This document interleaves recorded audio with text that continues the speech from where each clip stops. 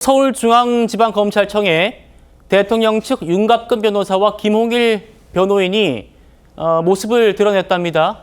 기자들과 만났는데 왜 대통령 변호인들은 중앙지검으로 왔을까 물었더니 조사 일정 조율은 아니다. 이러면서 왜 왔는지에 대해서는 함구했다고 합니다. 그러면서 검찰에 앞으로 우리의 의견을 전달했고 그 내용은 나중에 밝힐 것이다. 이렇게 지금 얘기를 했답니다. 다시 한번 말씀드리면 송 변호사님, 주말에 검찰 측에서 대통령을 현장 조사할 수 있다 이런 보도가 나왔었는데 지금 대통령 측 변호인들이 주말 전에 지금 검찰 측과 입장을 나눈 것 같습니다. 의견을. 우리 의견을 전달했다. 나중에 밝힐 것이다. 어떻게 보십니까?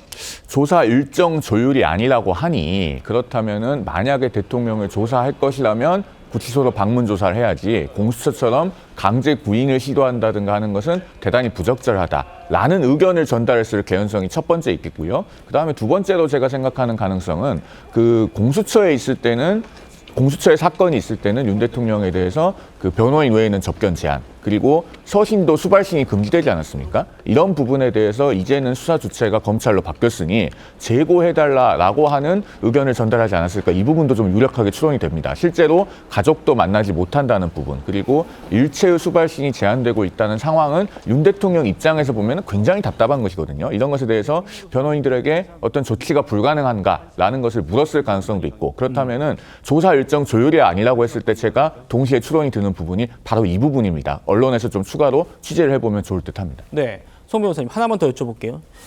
제 방송 시작하자마자 지금 검찰이 서울중앙지방법원에 대통령의 영장을 연기해달라 이렇게 신청을 했어요.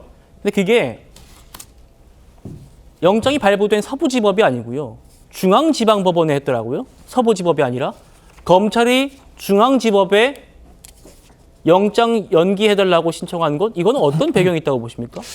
결국에는 검찰은 이제 공수처가 그동안에 서부지법을 관할로 해서 체포영장과 구속영장을 청구한 것이 일종의 전공법은 아니다. 즉 바람직하지 않다라고 하는 그 견해를 유지하고 있는 것이 아닌가 그런 생각이 듭니다. 그렇기 때문에 공수처가 기존에 서부지법에서 구속영장을 받았다고 해서 서부지법의 영장을 연장을 신청하는 것이 아니라 어쨌든 관할법원이 지금 최소한 복수에 있는 것 아니겠습니까? 중앙지법도 되고 또 대통령의 주거지를 관할하던 서부지법도 되고 그러니까 검찰이 종래에 그 관련 인물들에 대한 구속영장을 청구해 왔던 것처럼 일종의 전공법으로서 우리는 중앙지법에 청구하겠다. 이런 부분을 보여준 것이 아닌가 저는 그렇게 이해됩니다. 예, 박 대변인님. 예. 대통령이 공수처 조사에는 응하지 않았는데 이제 주말에 혹시 검찰이 조사를 하겠다고 하면 응할까? 이것도 좀 관전 포인트거든요. 어떻게 전망하십니까? 그러니까 저는 검찰이 좀 노련한 모습을 보여주고 있다라고 생각을 합니다. 특히 이제 정치인에 대한 수사일수록 저는 여론 또한 변수라고 생각을 하거든요. 그리고 이제 검찰 조직 같은 경우에는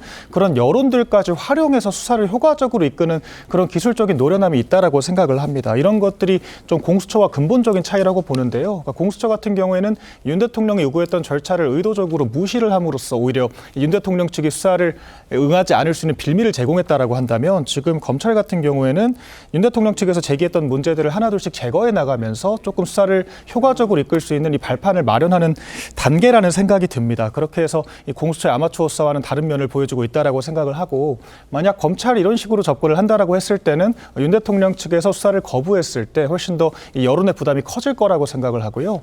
그런 측면에서 조금은 다른 태도를 보여줄 가능성도 있다라고 생각을 합니다. 예.